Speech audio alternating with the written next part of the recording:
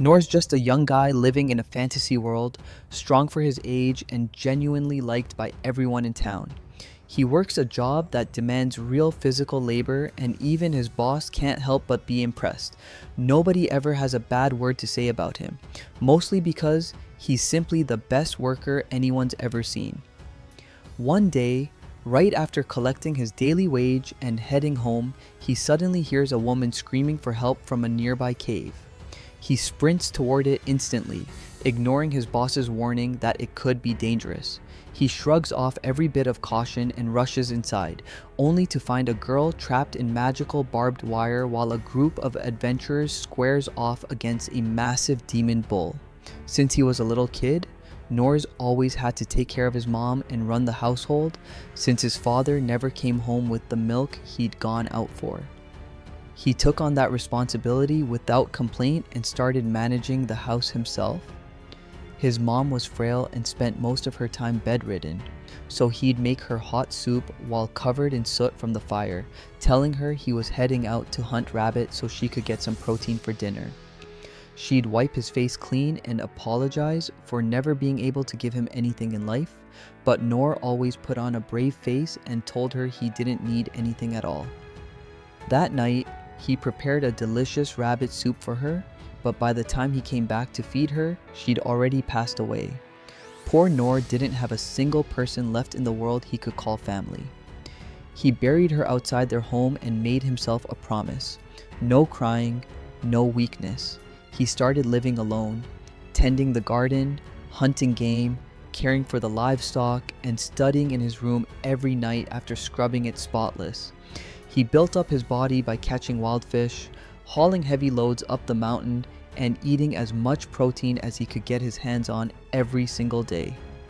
One night, feeling lonely, he climbed up on a chair and pulled down an old, dusty storybook and started reading. It carried him straight back to when his family was still whole, back when his father used to tell him stories about mighty adventurers who battled giant dragons, learned magic from sorcerers, lifted curses from haunted forests, and fought off armies of fairies.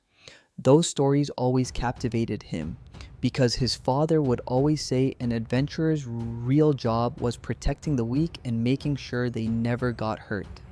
That memory sparked something in him, and the very next day, after taking care of the animals, he packed up and left home for the city, determined to become an adventurer himself. He camped in the forest that night with a fire going, and by morning he arrived at the beautiful city in his kingdom. He walked through the massive main gate, completely mesmerized by the crowds bustling through the market, people selling their goods, buyers picking up swords and fruit side by side in the same stall. As he wandered, he spotted a man carrying a sword and decided to follow him, which led straight to the Adventurers Guild. He stepped inside, expecting to find a girl with thick fur at the front desk, but instead found a huge, hairy man. Disappointed, he told the man he was there to become an adventurer, but the man brushed him off, saying this wasn't a place for kids and he should think about his parents. Nor answered that his parents were already dead, which caught the big guy's attention, and he told Nor to swing by the training school first.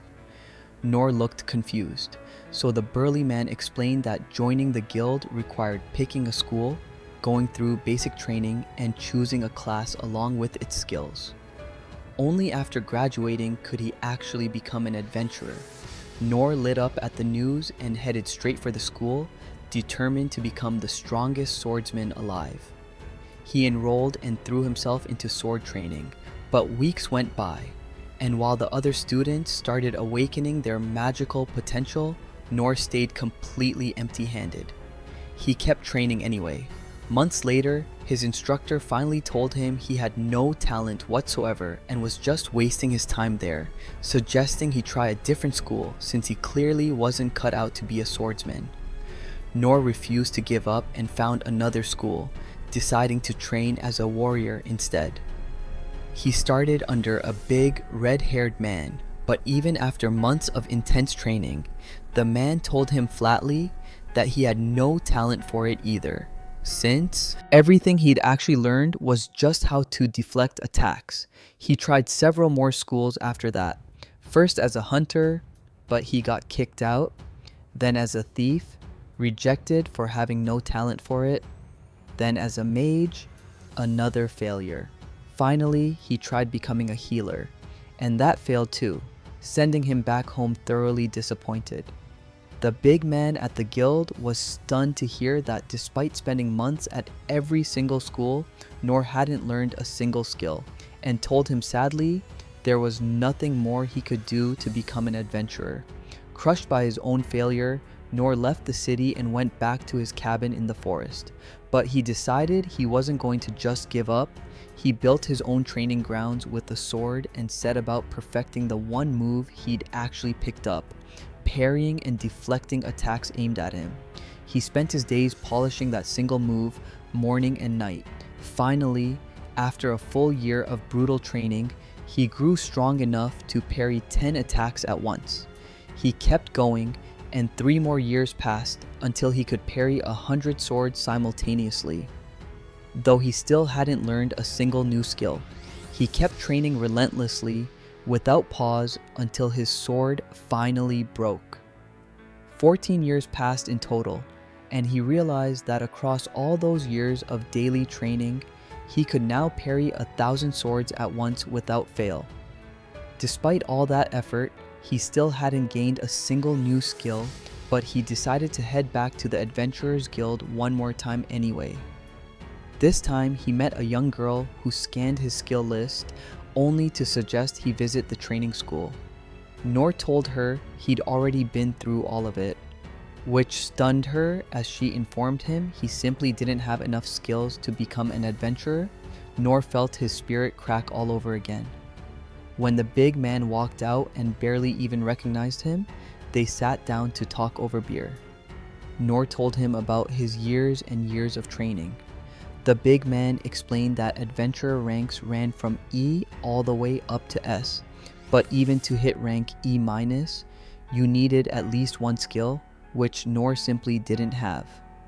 Nor's face fell, but the man told him something most people don't know. There's actually a rank below E, called F rank adventurers, face some restrictions since they can't take on kill missions or work in the forest outside the city. They're limited to manual labor jobs inside the city, jobs nobody else really wants to do. Without a second's hesitation, Nor accepted on the spot and finally got his adventurer's license. He started picking up odd jobs around the city, hauling heavy loads, tracking down lost cats, all while continuing to train every single night. He also took on jobs cooking for the elderly. Through all of it, he kept training and seemed genuinely happy finally working as an adventurer who could actually help people. Which finally brings us back to the present, where the giant bull is charging the adventurers and slams their leader into the wall with its axe. Nor rushes to check on him, only to find he's already dead. He looks up and watches the others get skewered one by one as the bull tears through everyone in the area with terrifying ease, before finally turning its gaze toward the white-haired girl. Nor's body moves before he can even think, hurling a rock at the bull to draw its attention before sprinting away. The monster chases him down at a shocking speed, and Nor realizes running isn't an option, so he spins around and parries its attack. Shockingly, the parry lands with so much force that the bull goes flying straight into the wall. The monster's back on its feet almost instantly, leaping through the dust to attack again, but Nor manages to parry it once more. He realizes if he misses even one parry, he's dead. He tries to find an opening, but he doesn't have a single offensive skill to actually strike back with. His sword starts to crack, but the monster suddenly turns toward the girl and charges her instead. Nor immediately uses his feather step skill to boost his speed and appears right in front of the bull, parrying the attack one more time, sacrificing his own sword in the process. He remembers his father's words, that an adventurer protects the weak even at the cost of his own life, so he stands firm for even with a busted blade. This time, when the monster attacks, Nor parries with everything he's got, sending its axe bouncing straight back and cleanly severing the bull's head before it lodges into the rock. The girl's stunned as blood sprays across the whole area, but the magical barbed wire vanishes from her body at last. Nor drops to the ground, staring at his shattered sword and thinking about how close that was. The girl rushes over to thank him for saving her life and asks his name, but Nor just says his name isn't worth remembering and walks off. He wanders through the streets, thinking about how close he came to getting killed by an oversized cow, and figures he needs to train even harder if he's ever going to become the kind of adventurer who can actually protect people. After Nor leaves, the underground chamber fills with white-haired female guards, and it turns out the girl he saved is Lynn, from a noble family. Her personal guards arrive to find the dead Minotaur being examined by researchers, while Lynn's fallen bodyguard lies covered under a white cloth. The lead guard immediately apologizes for not being there to protect her, but Lynn tells her not to worry, since it wasn't her fault. Not long after, a man named Dar walks in asking if she's okay and pressing for details on what actually happened. Word of the attack reaches her brother Ray, who's stunned to learn his sister was attacked by a monster like that. He asks Dar if he knows why a Minotaur was on the surface when it should have been deep in the dungeon. Dar answers that this was clearly an assassination attempt, since they discovered the ring Lynn recently bought from a merchant, when tested by a sorcerer, turned out to contain a mana stone with 90% purity, an extraordinarily rare find, and the reason the Minotaur went after her group in the first place. Ray still doesn't understand why a Minotaur would even want a mana stone, but Dar reveals he believes it was cursed by the rival neighboring kingdom, Derry, notorious for practicing black magic. Ray agrees with the theory, since Derry soldiers have been causing trouble along the border lately, and a brazen attack like this on Lynn, made with zero attempt to hide it, is proof they're pushing for war. Ray then asks Dar about the man who saved Lynn's life, but Dar admits they know nothing about him beyond the fact that he killed the Minotaur with his sword in mere minutes before immediately fleeing without giving Lynn his name. The next morning, Nor heads to the guild like nothing happened, when the big receptionist rushes over asking if he's okay.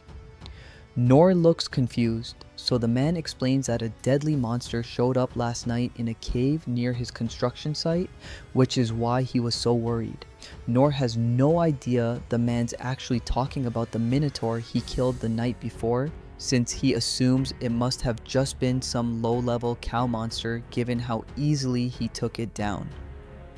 The big man tells Nor he's lucky he left early, since even a former A-rank adventurer wouldn't have stood a chance against a beast that powerful.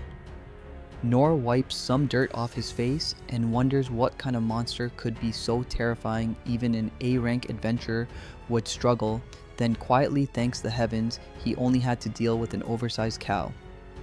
Nor asks what happened to the monster, and the big man tells him a mysterious man ended up killing the beast in a single strike, which genuinely stuns Nor, who wonders just how strong someone would need to be to pull that off, completely unaware he's the man being described. The big man then hands Nor his wage for the day, but tells him to get a real job too, or he'll never actually make good money. Before Nor can respond, a cloaked figure appears behind him and calls his name. He turns around to find the white-haired girl he saved and asks how she found him. She apologizes for tailing him, but claims she used a long-range detection skill to track him down. Nor asks if she learned it from the thief school, but she says it's actually from the mage branch, though apparently she has the same skill across all 6 branches. Lynn notices they're drawing too much attention and asks Nor if they can talk somewhere more private, but before he can answer, the big man pulls him aside and demands to know what he's done. Noor insists he hasn't done anything wrong while Lin casts a soundproof barrier and asks him to come with her. The two of them leave the building and walk through the streets toward a quiet area, where Lin tells Noor she desperately wants to thank him, not just for saving her life, but for saving countless other citizens too. Noor still has no idea how strong he actually is, so he insists Lin must be incredibly talented and that he probably just got in the way of her plan. Lin tells him that's not true at all, that if he hadn't shown up to help, she'd almost certainly be dead. Lin says she wants to give him a reward for his help, but Noor immediately tells her that her gratitude alone is more than enough. Lin, though, isn't one to give up easily, and tells Noor that she's someone with real status here, and that even her father wants to personally thank him. Noor turns her down again, which shocks Lin, since she can't fathom why any man would refuse a reward from a noble family. She asks if something's bothering him and even claims her father would happily give him a huge plot of land, but Noor keeps declining her offers. He tells Lin he doesn't need anything from her at all, which brings her close to tears since she feels a genuine obligation to repay him. Lin tells Noor she's not budging from this spot until he accepts her gratitude, which reminds him of the past, when she did the same thing to one of the instructors at the healing school branch. The instructor eventually caved and agreed to meet her father, though he refused any excessive rewards. This makes the girl fairly pleased, and she uses magic to conceal herself and Noor as they walk back through the city toward her home.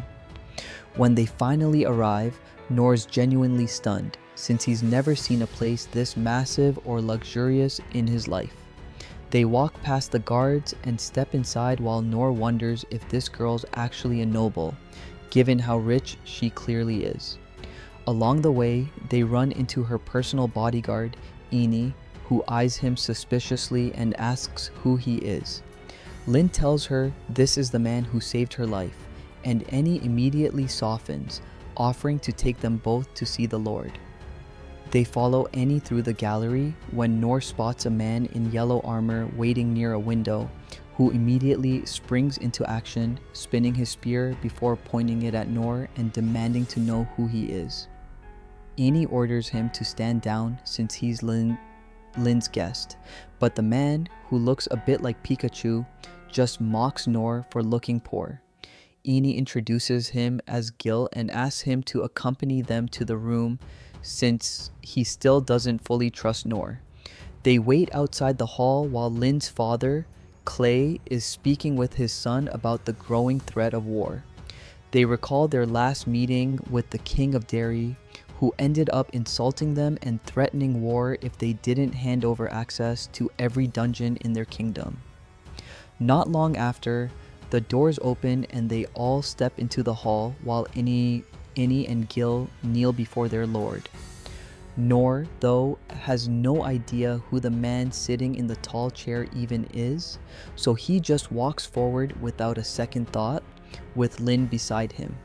Lin introduces Noor to her father and tells him this is the man who saved her life. The Lord immediately rises from his chair and approaches Noor, thanking him for saving his daughter's life. Noor says he's not a noble and has never spoken to one before, so he has no idea how he's supposed to act, but the Lord doesn't seem to mind at all. He laughs and shakes Noor's hand before asking him to pick out any reward he wants. Noor turns it down immediately, saying he doesn't want land or gold. The Lord looks puzzled but tells him that if he wants, he could have half of the oldest dungeon treasure in the entire world, one located right in their kingdom. Ray advises against it, pointing out that treasure's worth more than an entire small country, but Noor turns that down too, repeating that he doesn't want any reward from them at all. The Lord looks genuinely baffled about what kind of person would turn down a gift like that. The Lord then walks over to his chair and picks up a giant black sword resting behind it, once his personal weapon back in his adventuring days. Ray looks a little concerned, but his father says it's fine, since the sword's meant for the battlefield, not to sit around as decoration.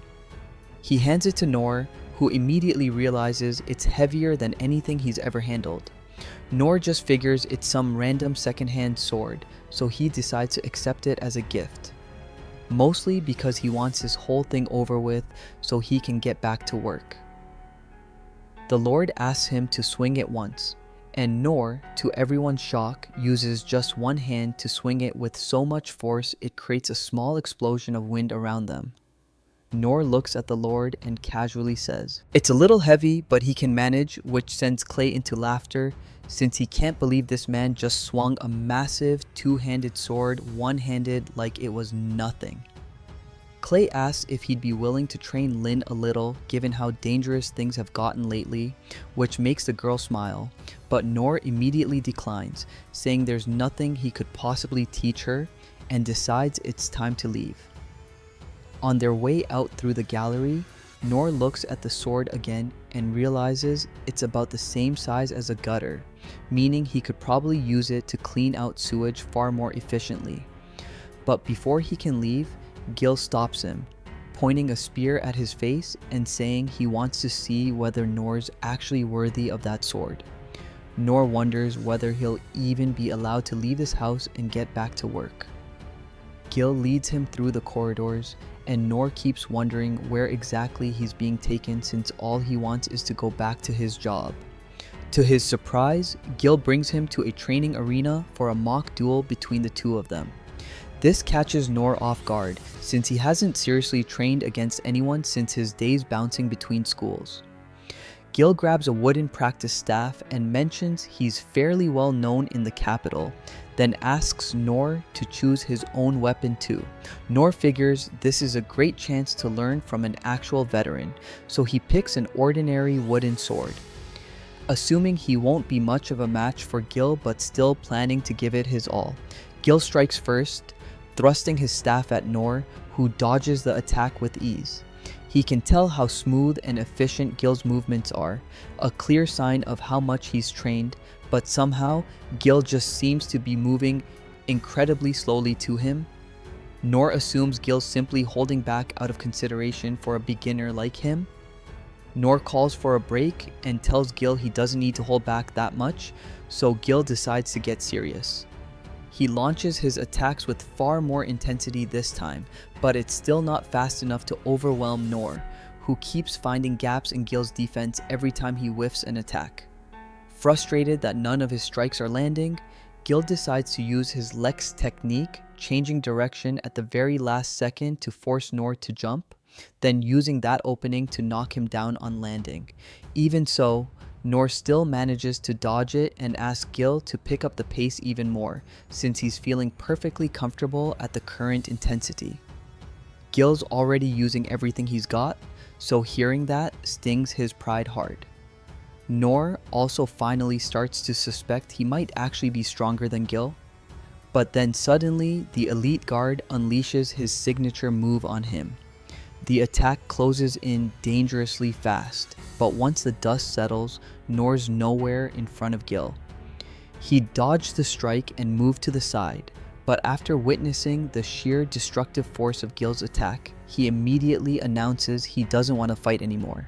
Nor leaves the castle right after that, but his skill causes an uproar among the other knights, who can't believe he actually managed to dodge their captain's signature move. Some of them assume Nor only survived because Gil was using a training spear, and that under real conditions, a genius like Gil could have easily beaten him. Hearing those words sends Gil spiraling back into old memories. He's always had a gift with the spear, traveling the kingdom, looking for strong opponents and beating every single one. Nobody ever gave him a real challenge, and Gil grew bored of it all. He came to the capital and joined the knights so he could fight monsters instead, since they're stronger than humans. But even monsters couldn't match his strength and skill. His boredom never went away. One day, while he was lazing around, the master of the sword school came to visit him, since he was the one who trained Gil in his early years. Gil complained about how boring it was being this strong and wished more people existed at his level so he could actually enjoy fighting them. His master simply told him that someday, someone who'd surpass him would show up among his own students, and Gil hoped that person would appear while he was still alive, since that might be the only cure for his boredom. Now, thinking about the man who killed a minotaur in one strike, Gil's mind is a total mess. He'd sensed from the very first moment that Nor was interesting, but he couldn't feel anything extraordinary about his strength. Yet, once they started sparring, he discovered Nor was far stronger than he looked. When Nor asked him to go even faster, Gil used a signature move even faster than the speed of sound on him, fully aware that no ordinary human could survive an attack like that. When Nor dodged it anyway, Gil felt utterly defeated, made worse by the fact Nor ended the fight right there. Gil assumes Nor did it to spare him public embarrassment in front of his soldiers, and before leaving, Nor said he was looking forward to their next meeting, which was actually Nor's way of telling Gil to get even stronger. Now Gil thinks he's finally found someone who could make his life more entertaining. Nor, on the other hand, has no idea how highly Gil now regards him. He'd used his body enhancement and feather step skills to dodge that final attack at the very last possible moment, and if he'd been even a fraction late, he'd be dead. Nor assumes Gil deliberately scaled the attack speed down so he could just barely dodge it, and he feels genuinely grateful to Gil for showing him he still has a long way to go. The next day, Nor starts cleaning the sewers using the priceless sword he got from the king and is honestly amazed by how well it performs.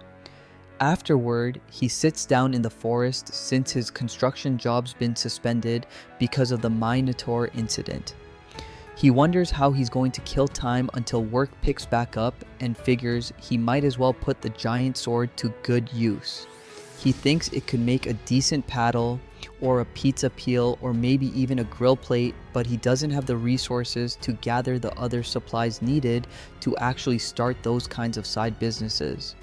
He tries out his fire magic and figures it's way too weak to fire up a barbecue. He hears footsteps behind him and turns to find Lin, who's come looking for him specifically. Nor asks how he can help her, and Lin asks if she can become his student so she can learn from him while serving him. She's eager to serve Nor with whatever he needs, but Nor turns her down, saying he can't teach anyone anything and he's self-sufficient in every way. Lin tries offering money as payment for the training, but Nor makes it clear he doesn't want anything at all. She keeps insisting she'll be useful to him, and Nor completely fails to get his point across to her. To prove she's qualified to learn from him, Lin decides to show off her magical strength.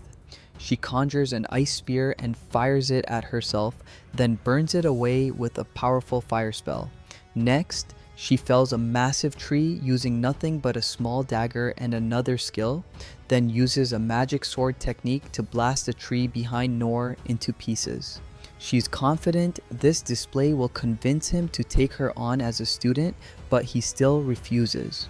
Nor now realizes Lin's massively overestimating him and wonders how he can possibly convince her that he's nothing compared to her. He decides to demonstrate his own skill and conjures a tiny fireball to prove he's a complete failure, and Lin's absolutely stunned watching it. He starts walking home after that, thinking about the story every teacher used to tell about the talentless boy. At the time, Lin had always thought it was just a cautionary tale, since she never believed any 12-year-old kid could survive brutal full-time training at all 6 schools when even seasoned soldiers struggled to last that long there. One day, the strongest sorcerer running the mage school demonstrated her small fireball skill and then scaled it up to show off her mastery. She explained that it takes decades of training to grow a small fireball skill to that size. That's exactly why, when Nor showed Lin his own small fireball earlier that day, she went completely silent, since it was massively bigger than the strongest sorcerers in the entire world. He told her that was the absolute best he could manage, and that his skills across every other branch were on the same level.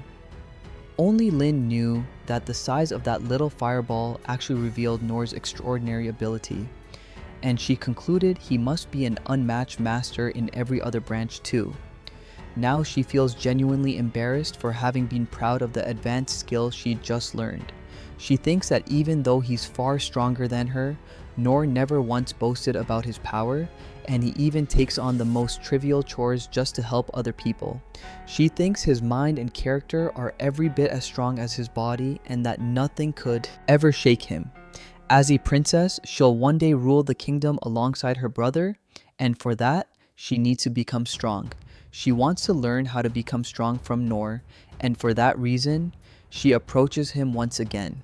Right as Noor's stepping out of a restaurant after dinner, Lin tells him she fully understands how immature and pointless her efforts have been, and now she wants to learn from him even more. She believes his strength will become the foundation for peace and prosperity in their kingdom, so she's decided to accept him as her teacher regardless. Noor, though, is deeply unsettled by all this and just wants to go home. Meanwhile, Lin's older brother Ray sits in his office wondering why their father would hand over that legendary black sword to a complete stranger. He recalls how their father explored the dungeons in his youth alongside the masters of all 6 job schools. After an incredibly long expedition, he obtained the Black Blade, instantly recognized as their most valuable artifact. The sword's forged from an unknown metal, harder than anything they've ever encountered, practically indestructible against physical attacks or magic, neither of which has ever managed to so much as scratch it. Yet, everyone's always wondered how a sword this powerful ended up in such rough shape. Ray believes the Black Blade's value far exceeds any treasure they own, and it's not something their father would just hand over to someone he didn't see something special in. He knows his father can sense the danger starting to close in on their kingdom, and he's probably entrusted that sword to Noor, essentially placing the kingdom's hope for survival on his shoulders. Even Ray's starting to believe Noor's no ordinary man, and when the time comes, he'll be their trump card. At that same moment, Noor's out in the city enjoying some delicious street food with Lin right beside him. She's fully committed to seeing herself as Noor's student now, and Noor wants to make it clear that he's not worthy of being her teacher. He figures that if they head to the guild, Lin will see for herself just how pathetic he really is and finally stop following him around. Once they arrive at the guild, Fatty immediately asks Noor why he's with the princess. Noor says it's complicated, so Fatty decides to give them some privacy, even though Noor desperately wants his advice. Fatty then asks what they're looking for, and Noor says they want to take on a commission for 2 people. Since Lin's a B-rank adventurer, Fatty explains that if she joins a party with Noor, they can head outside the city to hunt goblins.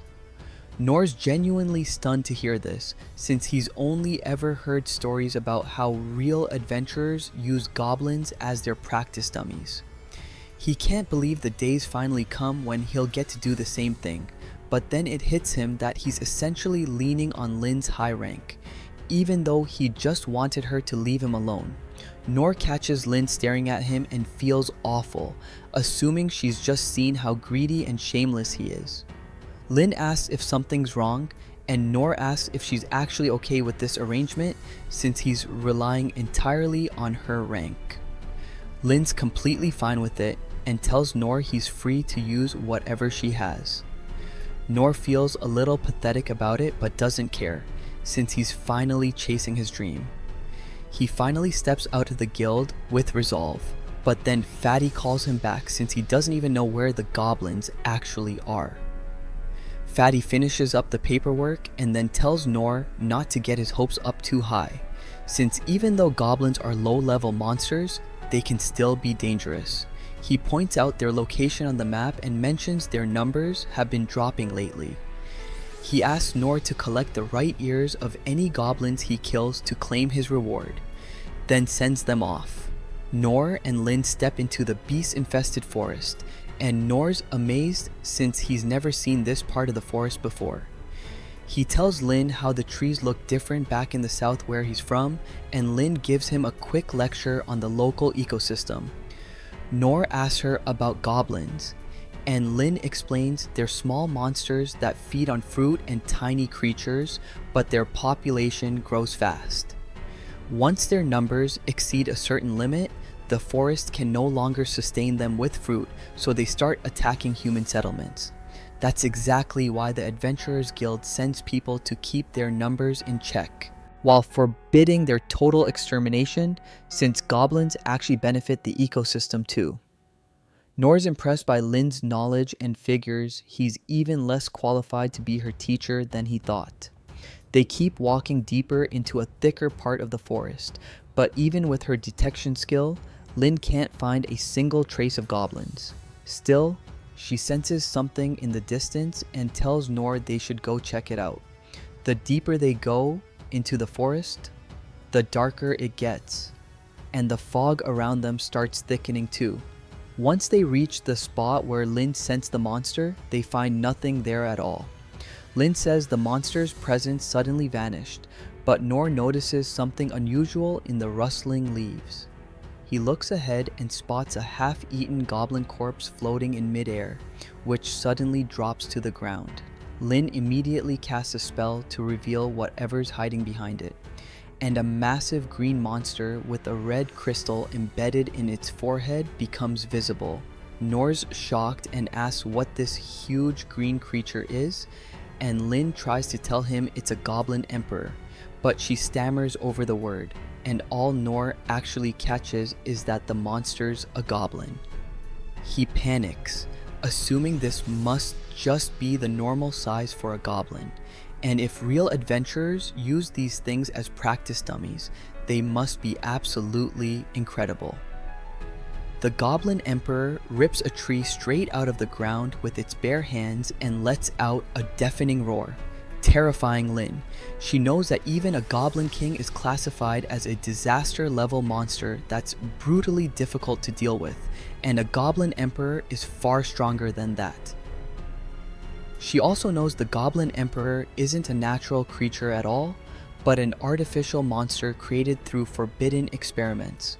Lin's terrified, and Nor assumes that even though she's strong, she's probably never actually fought a monster before. He tells her not to worry about anything, since their opponent's just a goblin. His words give Lin a sudden surge of courage, and she figures maybe Nor already predicted a monster of this level would be lurking here, which is why he was so eager to come check it out. She braces herself beside him, confident she can take down a Goblin Emperor together with her teacher. The Goblin Emperor attacks them, wielding a tree trunk in each hand. Nor parries the first strike and manages to parry the second one too. After that, the Goblin Emperor tries to shove him into a corner with sheer brute force, but Nor still manages to parry it.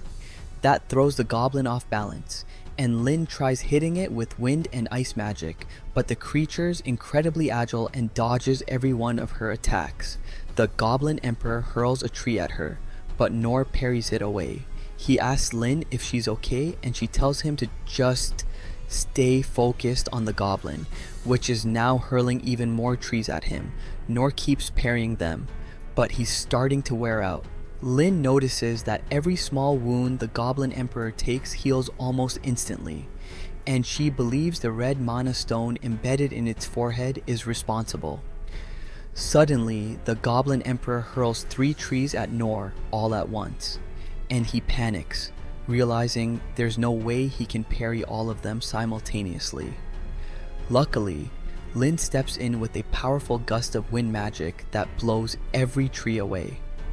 Her attack damages the goblin, but it heals from its wounds almost immediately. Lin's now convinced they need to rip that mana stone out of its head to actually beat it, but Nor doesn't think they can pull that off.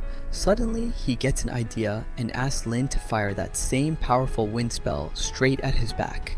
He warns her it's strong enough to knock down a castle wall, but Nor's plan is to take the hit using the black blade so he can rocket toward the Goblin Emperor faster than it can possibly react.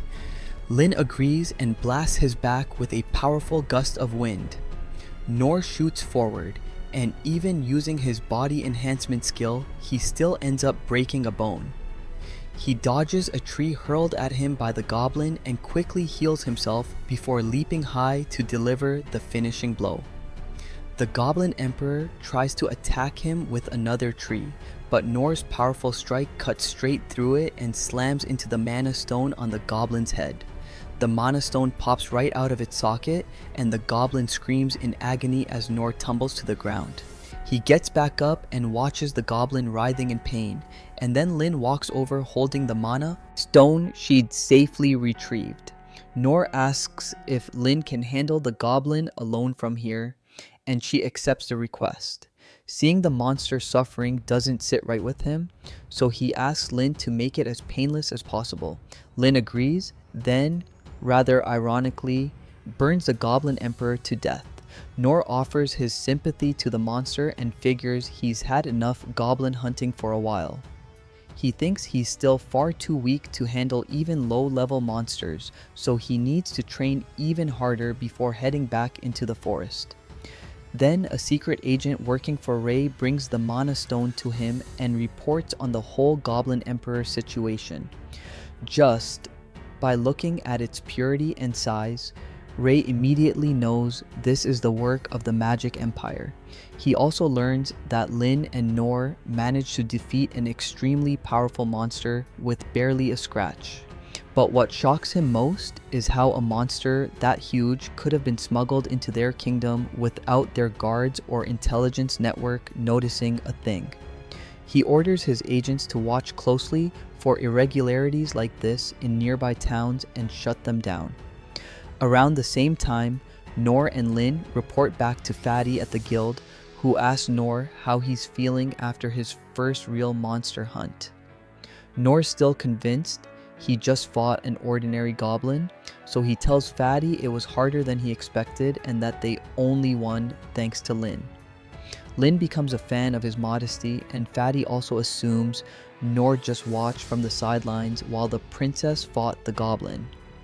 Fatty's a bit suspicious hearing about the red Mana Stone in its forehead and asks if it was actually a regular goblin. Nor looks to Lin for confirmation, and she answers that since her teacher called it a goblin, then it's simply a goblin and nothing more. Fatty's satisfied thinking it was just a rare monster and asks them to hand over their proof of the kill. Nor and Lin suddenly realize they forgot to collect the goblin's ear before burning it to a crisp. Not long after, Ray starts receiving reports of strange happenings across nearby towns and villages. In some places, people hear odd noises at night and animals return from the forest terrified. In others, missing pets are on the rise as the surrounding forests suddenly go eerily quiet. Ray believes this could all be signs that unnatural monsters have started infiltrating their kingdom. He immediately orders his men to send search parties to every location and puts everyone with detection spells to work. He also orders them to summon the 6 masters from each school, since they might need their help. Once his subordinates leave, Ray vents his frustration by flinging papers into the air, wondering if the Magic Empire really wants their dungeons badly enough to go this far.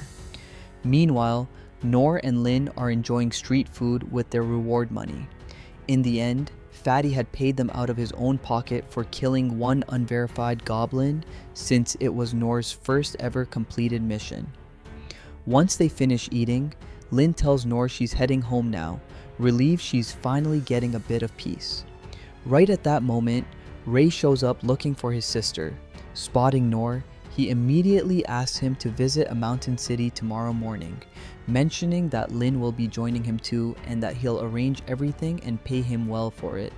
Ray doesn't reveal the actual purpose of the trip, but Nor accepts anyway, since Ray seems sincere enough. The next day, Nor boards the train that'll take them to their destination. Riding a train for the first time in his life is honestly the main reason Nor accepted Ray's job, and he savors every second of it. Lin, on the other hand, looks pretty gloomy, and he asks if she's not interested in the beautiful scenery outside. Her attention drifts back to the window, and she thinks about how once she becomes a real adventurer, she'll leave the city behind to travel the world. Lin suddenly apologizes for her brother dragging Noor into all this, but Noor tells her it's fine since he's getting paid for it, which somehow makes Lin's mood even worse. That morning, Ray had explained their mission was to travel to the city of Taros on the other side of the mountain, and if nothing happens after staying there for a while, they'd move on to the neighboring country, the Holy Kingdom of Mithra. He told Noor that as long as nothing goes wrong, he could think of it as a paid vacation. Now Lin's hoping nothing actually happens at all. Her bodyguard, Inez, tells Lin not to worry since she's here to protect her. In truth, Ray had given Inez a secret mission before they left.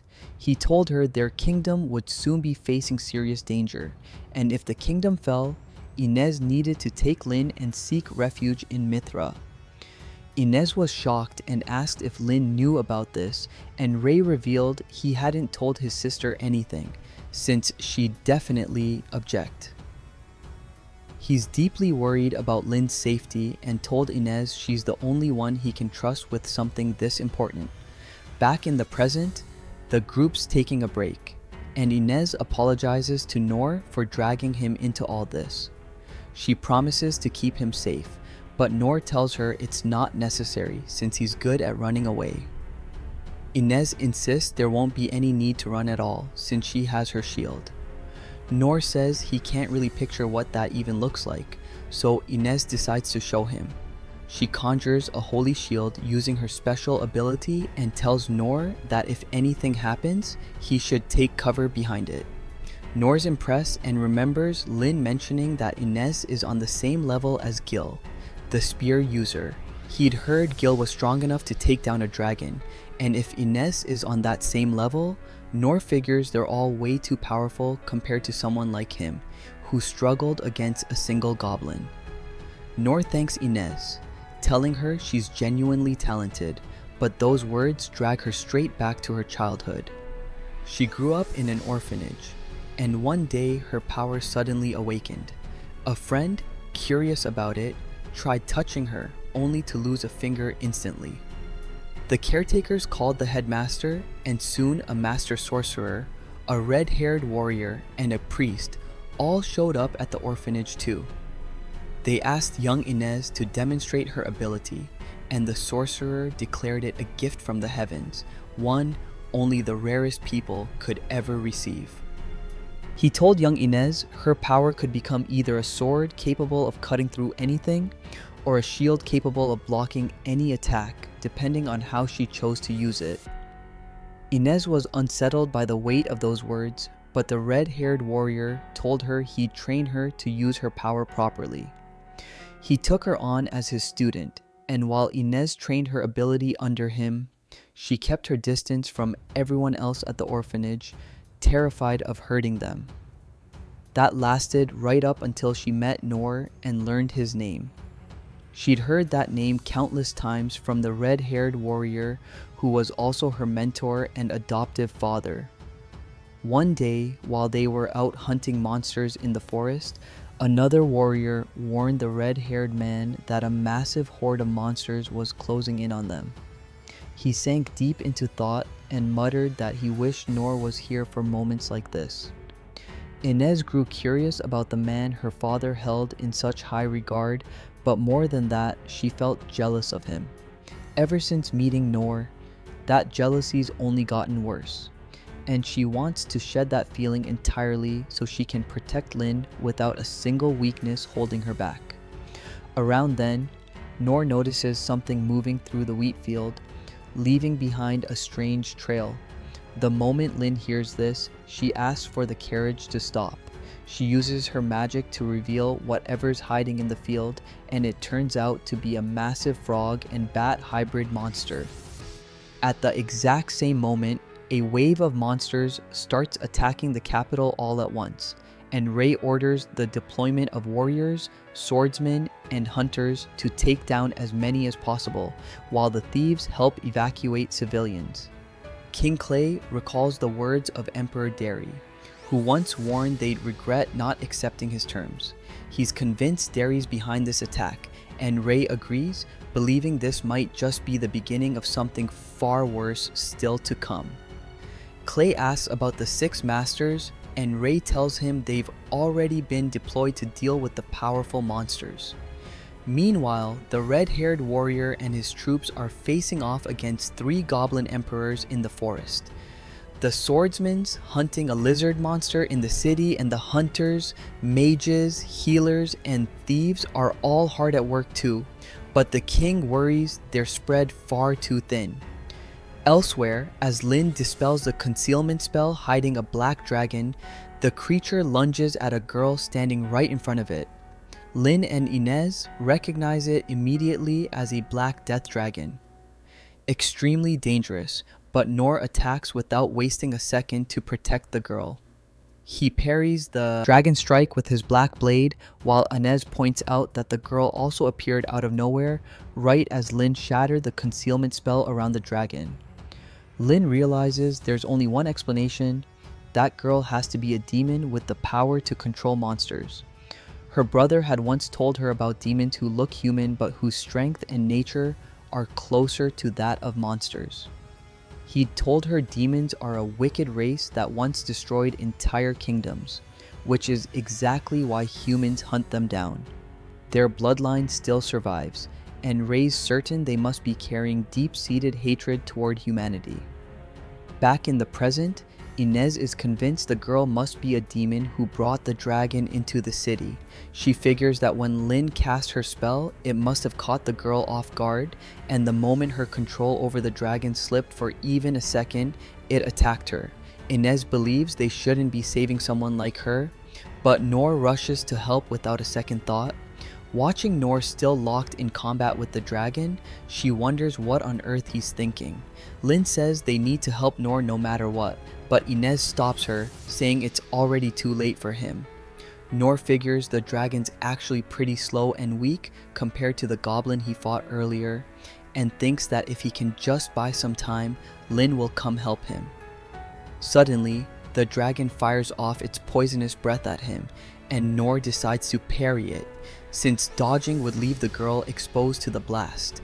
But that turns out to be the worst mistake he could have made, since the attack explodes on impact, releasing an incredibly potent poison into the air. Nor immediately starts coughing up black blood, and bloody tears begin streaming from his eyes. He realizes he's just been hit with an extremely lethal poison, and it seems to already be too late, since he's starting to lose consciousness. He collapses to the ground, and Lin tries to reach him, but Inez blocks her path with the barrier, telling her she'll only endanger herself getting close to a black death dragon like that. Inez forms the barrier by combining her shields, hoping to keep Lin safe until she can secure their escape. Lin begs her to let her help Nor, but Inez refuses, since her top priority is protecting the princess. The dragon suddenly unleashes another blast of poisonous breath, and Inez quickly reinforces her barrier with even more shields. She tells the princess to focus entirely on staying alive, but Lin keeps casting her purification magic anyway, desperately hoping to save Nor. Her magic isn't strong enough for that though, and as the black poison engulfs everything, Inez apologizes to Nor for not being able to save him. Suddenly, part of the black dragon's claw slams into her barrier, and the cloud of poison disperses. Nor's still fighting the dragon despite being thoroughly poisoned. Watching him like this, Inez finally understands why the red-haired warrior wanted Nor's help in dire situations. She figures Nor's the kind of person who'd act as the ultimate shield, protecting people even at the cost of his own life, but she doesn't think he'll actually make it out of this alive. Meanwhile, Nor keeps parrying the dragon's attacks. He parries its poisonous breath, but that gives the dragon an opening to strike him directly. He withstands the blow, but that's about all he can manage before collapsing to the ground. He raises a hand to his face, and after seeing the trail of poisoned blood on it, he figures he'll somehow have to find a way through this. His whole life flashes before his eyes as he drifts back to when he was young, freshly rejected from every adventuring school out there, heading home to start training and living on his own. One day, just like every other morning, he headed into the forest to gather food and vegetables and stumbled across a massive haul. He came home thrilled and started prepping everything for dinner when he noticed two plants he didn't recognize. Still, he decided to toss them into the soup anyway, figuring worst case he'd just get a stomachache and be fine after that. He was dead wrong. The moment he took a sip, his whole body collapsed to the floor and he started coughing up blood. Completely baffled about what was happening to him, under the dim moonlight, he started casting the low-level healing spell he'd picked up during his time as a healer and crawled his way out of the house. By morning, he'd somehow survived the night purely by non-stop healing magic. He struggled to walk back inside, where he started digging through books about common poisonous plants. He quickly found the one known as dragonfire and realized it was one of the deadliest plants in the whole forest. Exactly the one his mother used to warn him about when he was little. Despite his condition, he decided to keep training anyway and headed into the forest with his sword to practice parrying, only to collapse again from how weak he still was. He healed himself once more and rested. After waking up, he felt completely fine and decided to head back into the forest to hunt for something healthier to eat. He spotted the dragonfire plant again and made absolutely sure never to repeat that mistake. But unfortunately, a sneaky snake bit him right in the backside and poisoned his entire body, sending him crashing back into unconsciousness. Strangely enough, he woke up a few minutes later feeling completely fine and found the snake lying dead beside him. He brought the dead snake home and decided to eat it just to see what it tasted like. The next morning, he decided to deliberately let the same kind of snake bite him again. And he noticed this time it barely hurt and he didn't feel sick at all, which meant he was building up resistance to the poison. That thrilled him, since he figured if he kept it up, he might eventually unlock a whole new skill. From that day on, he started eating every poisonous thing he could get his hands on, even swallowing whole dragonfire plants again. Sometimes he'd pass out, sometimes he'd cough up blood, but he always pulled through somehow. He never actually unlocked a new skill from it, but even after all that blood coughing, he kept eating poisonous stuff anyway because he genuinely started liking the taste. Back in the present, he pulls himself back to his feet, shocking everyone around him, though in his own head he's just thinking about how delicious this frog would be if he grilled it up right. He shrugs off the pain and his body immediately neutralizes the poison inside him while the healing spell he'd cast on the little kid protects her from the toxic smoke. The dragon's stunned to see the man still breathing and tries clawing him to death, but Noor's not the type to go down easy and just keeps parrying. The monster reaches the point where the claw on its other hand snaps clean off too. The kid watches in total awe, wondering how an ordinary human could fight off something this deadly without even flinching. But Noor still has zero idea this monster's actually a dragon and just assumes frogs this big exist outside the forest. The dragon decides to go for one final attack, taking a deep breath to unleash as much poison as it possibly can. But Noor times his strike perfectly and slams it right in the face just as it's about to attack. That sends the dragon's own attack rebounding back at it, its whole body swelling up before exploding into 1,000 pieces.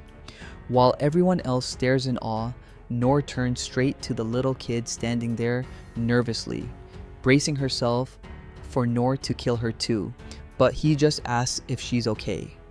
That question stuns the demon child while Noor asks what she was doing so close to that frog.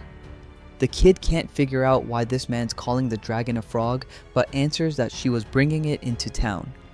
The kid assumes Noor's about to get angry now, but Noor's actually thinking this kid must be a farmer who raised this frog on some happy little farm and was bringing it to the city to sell to a restaurant so they could cook it into something amazing. That thought fills him with guilt, and he immediately bows and apologizes for killing her frog, promising to pay her back, though it'll take some time for him to save up the money. The kid's thoroughly confused at this point, but tells Noor she doesn't want money and that she's actually grateful he killed the dragon. Noor asks how she was able to move around with a giant frog like that without it hurting her before, and the kid looks down nervously before admitting she can control monsters.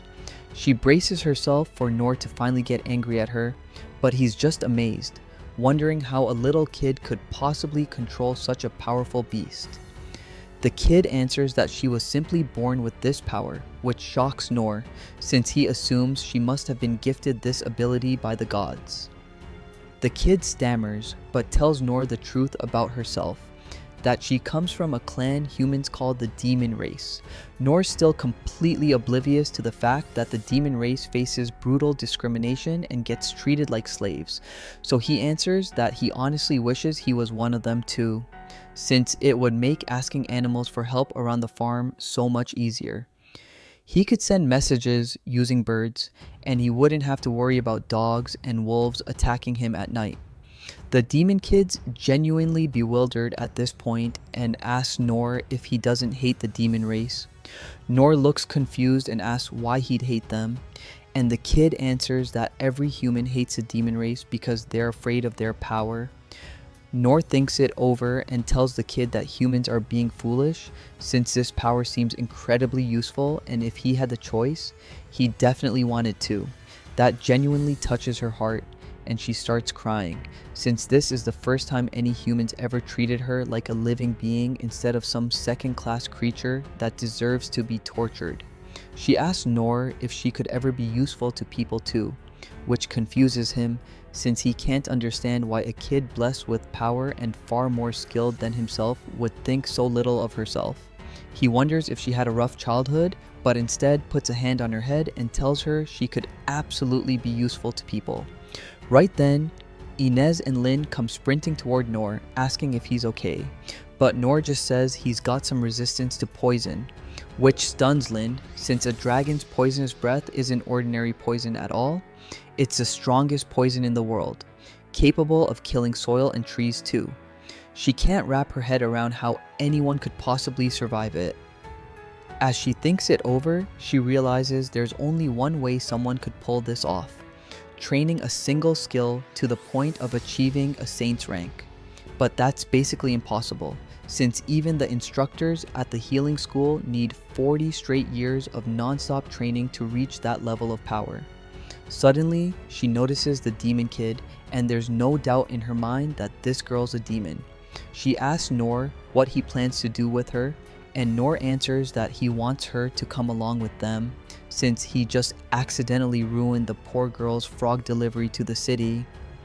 Inez immediately realizes the demon brought the dragon into the city to cause destruction and glares at her sharply, demanding to know who ordered her to do it.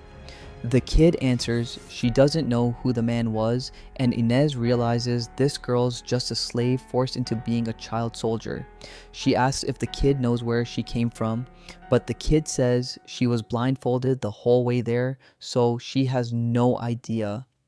Noor looks at Lynn and asks her to at least escort the girl to the nearest city, and Lynn agrees, but Inez warns them that the demon race isn't allowed in the kingdom of Mithra, and they'd likely be attacked on sight if the demon kid's traveling with them.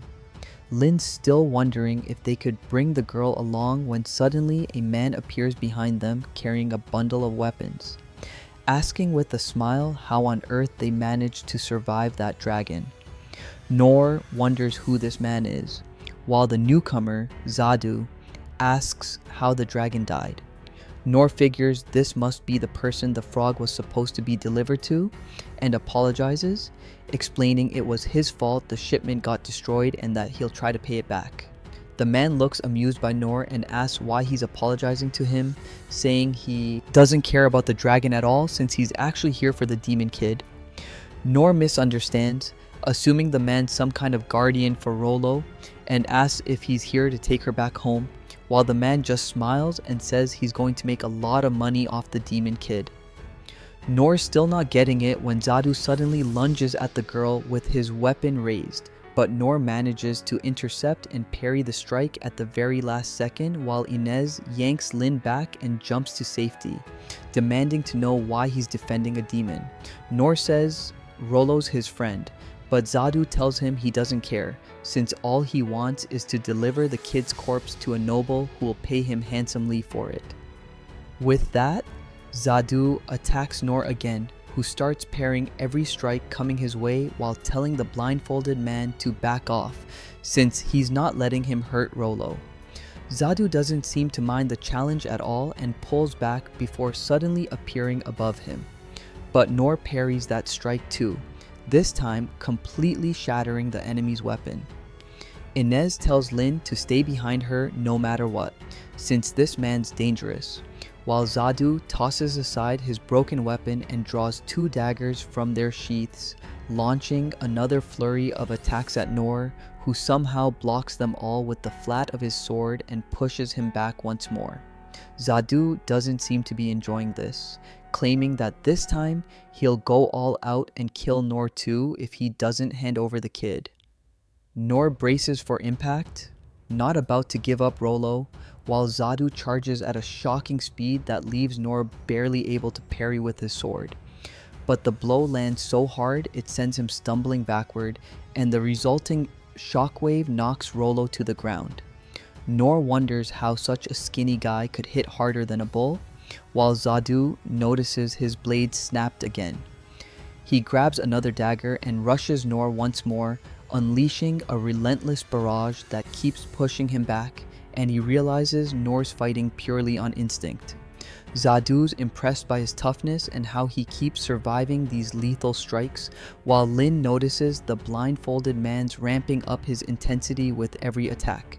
Inez quickly steps in front of them and conjures a barrier, telling her to fall back since this is getting extremely dangerous. She tells Lin there's only one person she can think of who would dress this strangely, and his name is Zadu, a former S-rank adventurer. She remembers learning about him from the school's own instructors when she found his name in an open case file, even though he'd been officially declared dead a while back.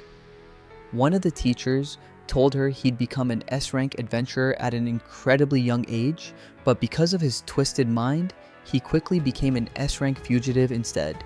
Gil seemed interested in this and asked if he could take on the job of hunting this man down. Ames asked if he was supposed to be some kind of storybook hero, so why was he ever exiled from the city?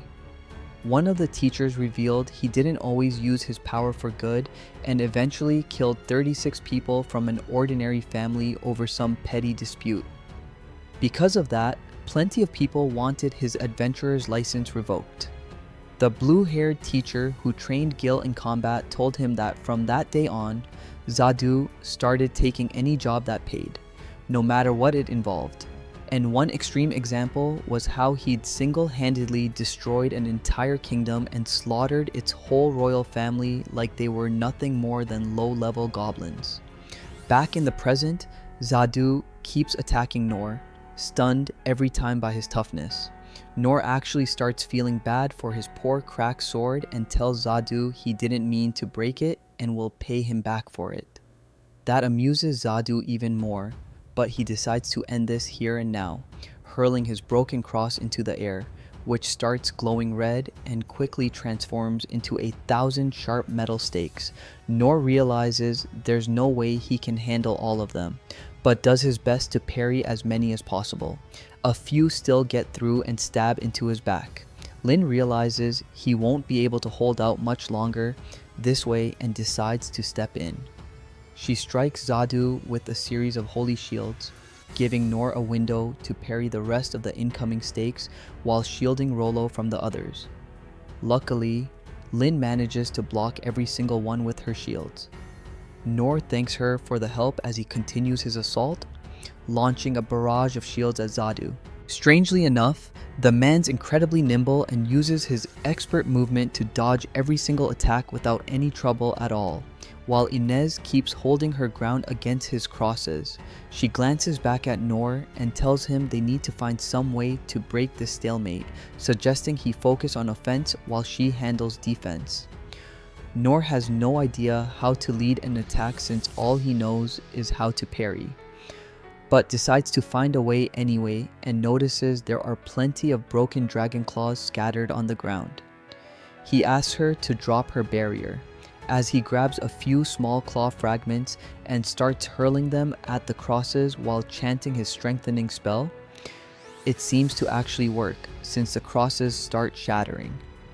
But Zadu takes advantage of the opening and tries to knock Inez out of the fight entirely, nearly succeeding, but thanks to Noor's incredible reflexes, she gets saved just in time while Zadu breaks yet another blade. This gets him thinking about whether it's really a good idea to keep fighting while this strange guy who can parry his every attack is still standing here. He tries one more sneak attack, but Noor manages to parry it too. Zadu looks at him and declares he's done for today and plans to leave, but as long as he's with Rollo, there's nothing he can really do about it right now, and he flees into the smoke and fog. They all let out a sigh of relief, but Rollo looks too terrified to even speak as she asks if Noor's from the capital. She warns them that it's about to become a bloodbath, since she heard some people saying a giant black dragon, several times stronger than the one she'd had, was going to be released into the city to cause total destruction. This absolutely terrifies Lin, who says they need to head back immediately no matter what. Noor says they can't, since he was told to keep Lin safe, but she tells him she'll never actually be safe if the capital falls, and that with Noor by their side, they might still have a fighting chance to survive. Noor still doesn't seem to fully grasp how serious the situation is, but agrees to head back to the city anyway. Meanwhile, in the capital, Ray's watching the damage unfold across the city as a soldier reports they've managed to fend off most of the enemy forces thanks to the 6 schoolmasters, while their spies keep searching for more enemies but can't find any. Ray's wondering where the next attack could possibly come from when he suddenly looks up. The soldier tells him the forest hunters swore they didn't spot any airborne creatures capable of attacking them, which gives Ray a moment of relief right before he spots something strange in the sky. He immediately casts a spell to reveal what it is and is horrified to see a massive black dragon, one that could potentially wipe out the entire kingdom on its own. On their way back to the capital, Noor thinks back to when his father was still alive, telling him the legend of the disaster's giant dragon, one of the most powerful creatures ever to live, and how it had caused untold destruction. Until one adventurer decided to become the hero everyone desperately needed and bravely battled the dragon, cutting off its head and saving the world from ruin. He remembers how badly he wanted to become a hero back then, but that dream shatters the moment he senses something's terribly wrong. Lin looks out too and doesn't see anything at first, but the barrier suddenly breaks, and dread washes over her as she spots the massive black dragon of the disaster bearing down on the city. The townspeople watch in horror as the dragon casts its shadow over the entire city while Ray stands frozen in fear, unable to believe the dragon's already right above them. He asks the commander how the dragon could possibly be attacking them, since it's only been 150 years since it last went to sleep and should have slumbered far longer than that. But the commander answers fearfully that the enemy kingdom must have deliberately woken it up. Ray can't believe anyone would unleash a nuclear-breathing dragon just over a conflict between 2 nations, but he recalls the kingdom's old history and quickly realizes they need to evacuate everyone immediately. The other school heads are equally shocked seeing the massive beast, but they also realize someone sealed off every exit with mana to delay the evacuation, while even more monsters keep appearing, forcing the headmasters to keep handling them out in the countryside. Lin feels utterly helpless watching the disaster unfold, saying there's really nothing they can do now since they've already accepted defeat. Nor's just thrilled to see a dragon for the first time in his life, which shocks the others since they can't believe this fool has no idea he already single-handedly beat a dragon earlier that day. Nor doesn't seem the least bit afraid and says he thinks he can reach the city before it's attacked if he just runs fast enough. This shocks Lin, who hadn't even considered trying to hold their ground, but Nor says that if she blasts him with a gust of wind, he might be able to reach the city incredibly fast. Inside the city, the king walks up to the tower, thinking about the threat the enemy king made, claiming he had enough power to easily destroy them if they didn't surrender their rights over the missing dungeon, but the king had chosen to refuse their demand, and now he's blaming himself for all this death and destruction.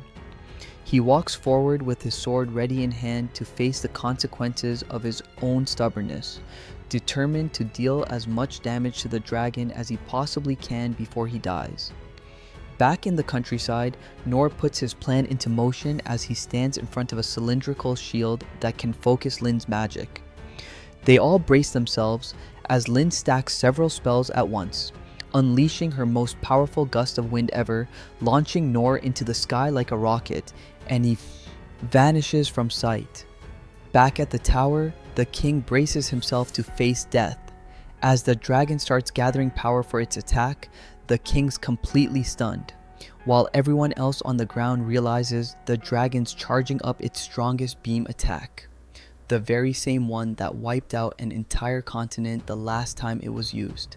Still, the king stands firm and draws a special golden dagger, ready to strike. Every school head watches the battle unfold, realizing the king's about to pour his entire life force into a single attack, hoping to wound the dragon as much as he possibly can. But before they can even begin their duel, Nor accidentally crashes straight into the dragon instead. The impact's so powerful that the dragon ends up firing its beam harmlessly into the sky and crashing to the ground, while the king stands there in shock as the dust settles. The dragon gets back up furiously and tries to crush Nor beneath its tail, but Nor manages to hold the attack off, even as unfortunate houses along the strike's path get flattened.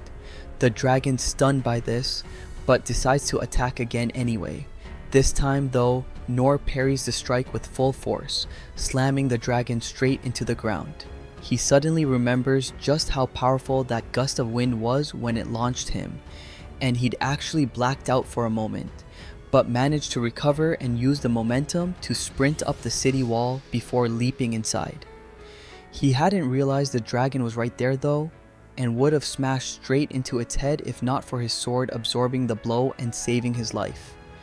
Right as the dragon gets back up again, Inez and Lin are also running through the city trying to help survivors, but they get attacked by a massive boulder hurled at them, which Inez barely manages to block. Lin quickly gets back on her feet, ready to face whatever comes next, and it turns out their attackers are goblin emperors. They're not as massive as the one she and Nor faced in the forest, but they're still incredibly powerful. Lin decides to steady herself and remembers Nor's words that they're just goblins after all. With that, she starts firing ice spears at them, but the spears barely scratch them as they charge forward. Inez reinforces their defenses, but before the goblins can strike, the demon kid uses her special power to stop them dead in their tracks, after which Lin freezes them solid with a burst of ice, while Inez conjures an ethereal sword and slices them to pieces. Lin looks at the little kid and realizes the demon race must have an incredible amount of magical power if even a child could stop 3 goblin emperors on her own. She then turns her attention back to the dragon, still trying to claw at Nor over and over, but no matter how many times it strikes, Nor always manages to parry the attacks, wounding its claws and scales again and again. The dragon's shocked to find itself injured for the first time in its life, while Nor's just wondering what on earth his sword's made out of, since it refuses to break or even crack no matter how he uses it. He realizes that as long as he's holding the sword, the dragon can't actually do anything to him. But the dragon has another plan and takes off into the air, flying out of reach and starting to gather power for another massive death beam capable of wiping out the entire continent in one shot. This time, the king's certain they're all finished as the dragon unleashes its beam straight at the ground. But Nor holds his ground and parries the attack once more, stunning everyone watching. The beam actually bounces off and rockets into the sky, exploding in a massive fireball powerful enough to obliterate half the world.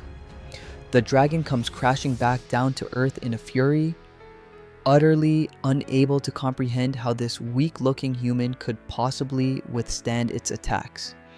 In its rage, it tries clawing at Nor one more time, but Nor calmly parries the strike just like before, and this time the dragon's claw finally shatters and drops to the ground. Everyone watches in awe as the dragon collapses to the ground in front of Nor, its eyes shifting from a blazing red back to their normal color. Rollo realizes the dragon's finally calmed down, and this posture means it's acknowledging defeat. Ray and the others, still out evacuating civilians, watch with their jaws dropped, completely baffled how one man could possibly subdue a dragon all on his own. Meanwhile, his father's old words echo through Nor's mind as he remembers the story of how a hero once beheaded a dragon and claimed all its claws and scales, bringing peace and prosperity to the land.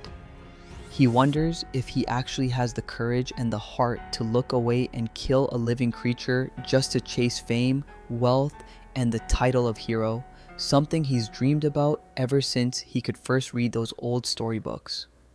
After thinking it over for a long while, he sits down beside his sword and smiles at the dragon, telling it he could never actually become the dragon-slaying hero of his childhood dreams. And maybe that dream was always meant to stay just a dream, because only by letting it go can he keep moving forward and become a better man, and one of the strongest fighters the world's ever seen. Lynn snaps out of her shock and sprints toward Nor, asking if he's okay, while Nor just turns and waves at them cheerfully, since as far as he's concerned, the whole situation's completely under control. Everyone stares at Nor in complete awe as he tells them he's fine, then turns to Rollo to thank her for saving the day. Rollo's confused and asks what he means. Turns out, Nor genuinely believes Rollo was the one controlling the massive dragon's mind and saved his life, since otherwise, he'd definitely be dead. Rollo immediately denies it, insisting she wasn't controlling the dragon at all, which just confuses Nor since he could have sworn the dragon lost its will to fight near the end. He suddenly remembers Rollo telling him earlier how people fear her power, and concludes she must just be scared everyone will think she's dangerous for controlling such a massive dragon, which is why she doesn't want to take credit for it. Nor smiles and winks at Rollo before saying they need to figure out what to do with the dragon. And the safest way to handle this is to have Rollo control its mind again and send it back where it came from. Inez is stunned hearing this and points out the dragon just tried to destroy an entire continent, and Nor understands that much. He knows the safest option is to kill it right now, but he doesn't want to take a living creature's life if he can possibly avoid it. Lynn briefly considers reminding him about all the animals he's already eaten without a second thought, but decides to just let it go, telling him they'll do whatever he wants since he's the one who actually beat the beast. She turns to Rollo and asks if she can handle the dragon, and after some hesitation, Rollo agrees, stepping forward and sending her thoughts down to the dragon, which answers that it'll do whatever its master commands. Inez and Lynn are shocked to learn Nor's now the master of the strongest dragon around, but the man himself doesn't realize it and just assumes Rollo's incredibly powerful for fully controlling it. He instructs Rollo to tell the dragon to return to its lair and never hurt anyone again. Rollo looks back and starts communicating with the dragon once more, and it quickly agrees to obey and takes off into the sky. Nor watches the creature fly away from the city when suddenly a bright pink beam of light strikes it, blasting it into a smoking pile of meat that crashes to the ground. Nor's completely stunned, wondering who could possibly have done that, and it turns out to be the enemy king, fully armed and ready with his own army, packed with soldiers wielding every kind of weapon imaginable, including heavy artillery straight from the land of freedom. The king looks thoroughly pleased with himself as he recalls how brilliantly he designed his strategy, crafting a whole arsenal of magical weapons, including a railgun capable of taking down even one of the strongest living creatures. He assumes the kingdom must already be destroyed by the dragon, and figures they can just march right in and claim it was his own troops who killed the dragon and saved everyone, which would get the locals to crown him their king instead. Suddenly, he spots a small group standing on a hill nearby, examining what he assumes is the dragon's corpse. He doesn't recognize Rollo or Nor, but he immediately identifies Lin as the princess and Inez as the legendary warrior. He figures he's probably the only reason the city isn't completely obliterated right now. He decides to deal with Inez right now and orders the railgun reloaded and fired straight at Nor's group. Inez is shocked to see a massive purple beam rocketing toward her at incredible speed, and she realizes there's no way she can dodge it. But luckily for her, the absolutely insane Nor charges in heroically once again and holds the beam back before deflecting it straight into the sky.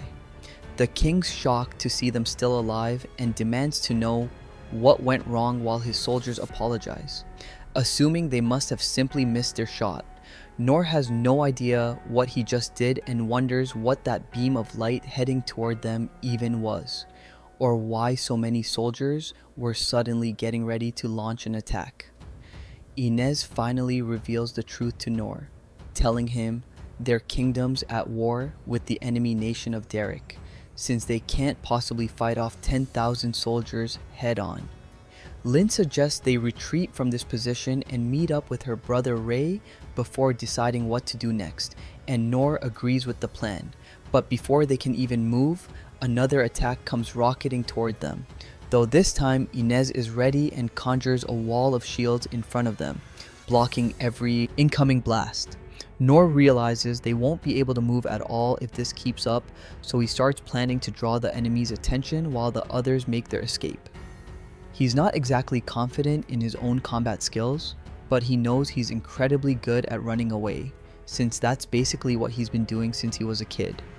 Remembering the time he tried gathering honey, but his own clumsiness kept setting off swarms of angry bees that chase him every single day. Compared to that, this army's gotta be way slower, so he's pretty confident in his odds of escaping. Unfortunately for him, Lin completely misreads the situation and assumes Nor's so confident in his own strength that he wants to charge the army head on. She comes up behind him and tells him to brace himself. Nor's confused, but assumes she's about to cast some kind of defensive spell on him, only to quickly realize she's actually launching him straight at the enemy. He tries to stop her, but Rollo stops him instead, warning that they're firing the railgun again. It's the worst possible timing as he tries to tell Lin they all need to run, but it's too late since she's already blasted him from behind with one of her strongest wind bursts, launching him into the air at an insane speed. He tries to steady himself, scrambling to figure out the best way to escape, but the laser beams start raining down on him almost immediately. He shuts his eyes and swings his sword, only to realize he can parry them just fine. That's all the confidence he needs, and he starts parrying blast after blast before crashing back down to earth. He holds onto his momentum and keeps sprinting straight toward the army, parrying and blocking every attack thrown his way. He realizes he's moving way too fast to change direction now, so he's got no choice but to fight his way straight through the enemy. The soldiers are stunned watching this madman charge right at them and draw their weapons, but Nor immediately starts using his parry to disarm thousands of them at once, followed by another parry that disarms everyone else in his path. He keeps parrying and sprinting through the enemy lines, which leaves the king baffled, wondering what's even happening, right before he spots Nor leaping straight toward them. Nor doesn't waste a single second and starts working through the remaining soldiers while the disarmed swords start raining back down from the sky.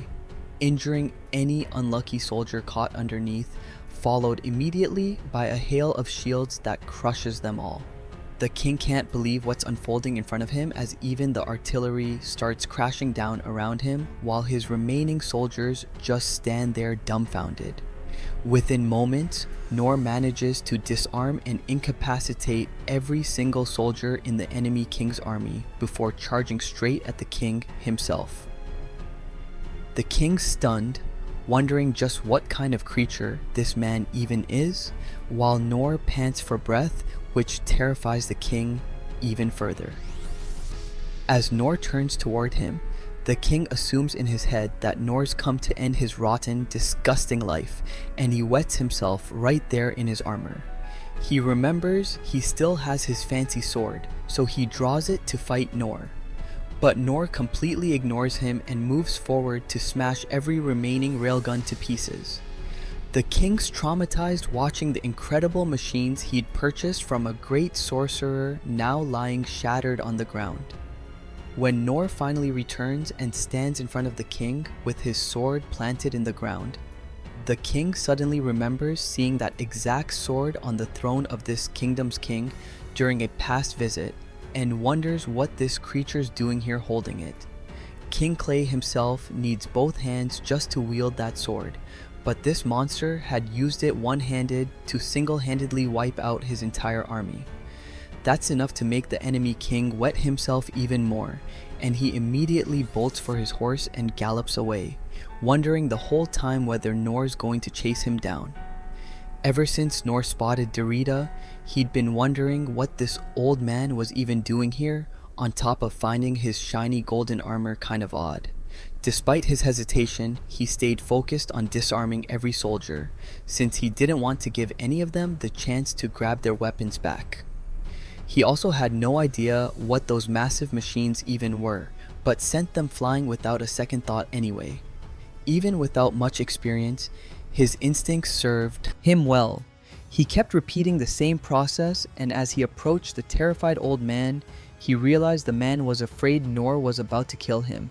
And honestly, he couldn't blame him for thinking that, so he looked for a way to show he wasn't dangerous, planting his sword in the ground and flashing him his friendliest smile.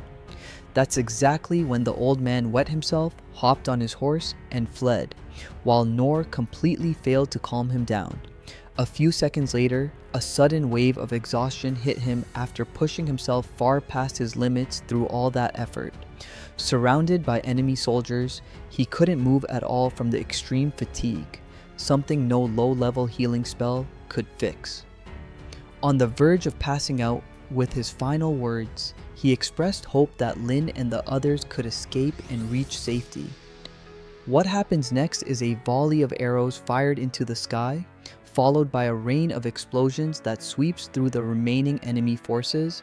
Nor immediately recognizes the attack as coming from Instructor Mian, and he spots Gilbert too, who quickly corrects him that his actual name is Gilbert. In the distance, a swordmaster arrives, though he doesn't recognize Nor since he can't quite place him. He offers his thanks, reassuring them that they'll take over from here.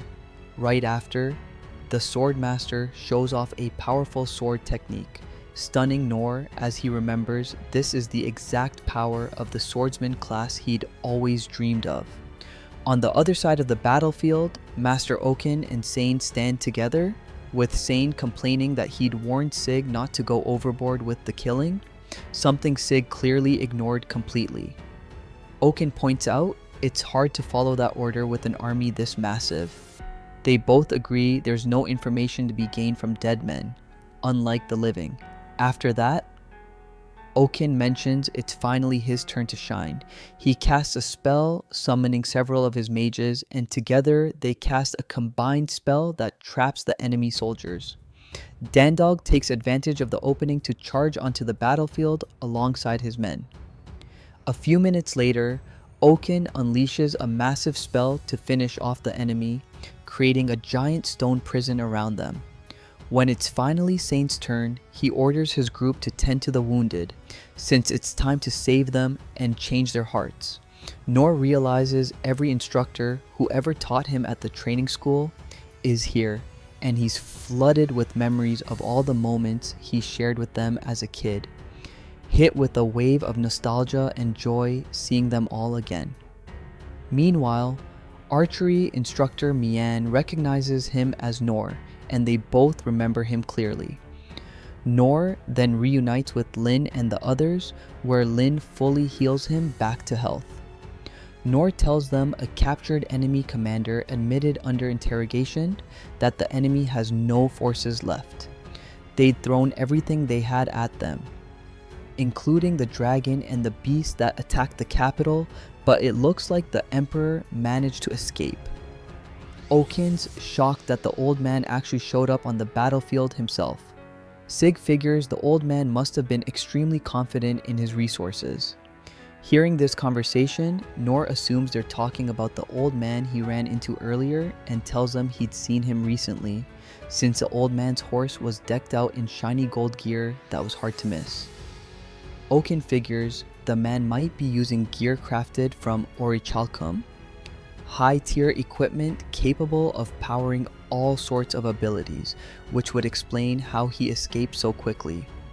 Sain mentions that if Darida manages to flee to the border, they won't be able to catch him, since there's a fortress and a bridge crossing the ravine, meaning there's basically no hope of catching him through normal means.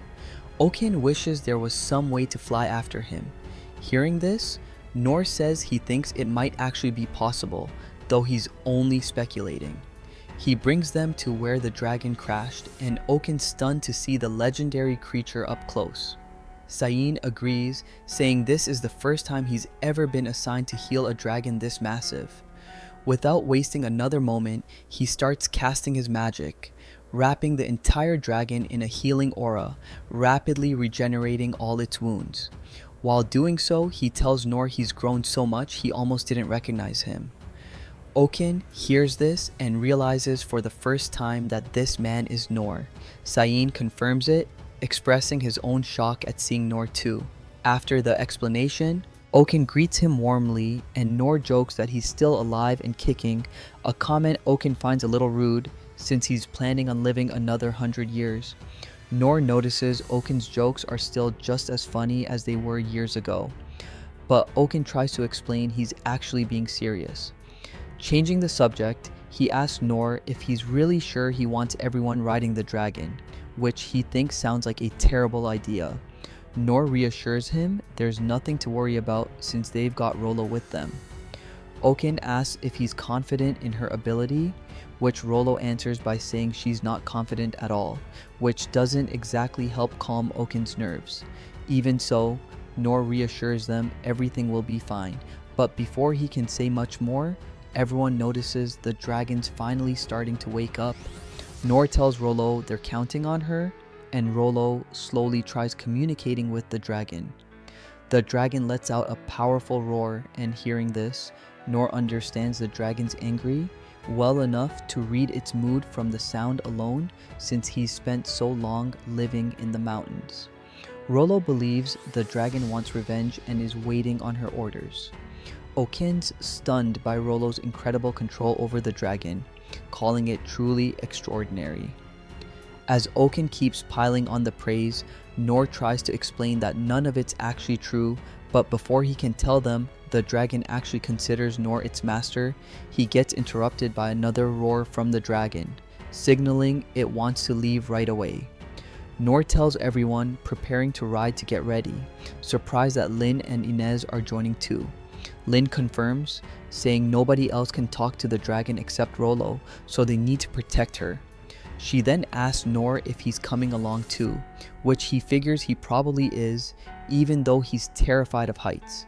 Even though he's the one who came up with the idea and dragged Rollo into all this, it would be strange for him not to come along.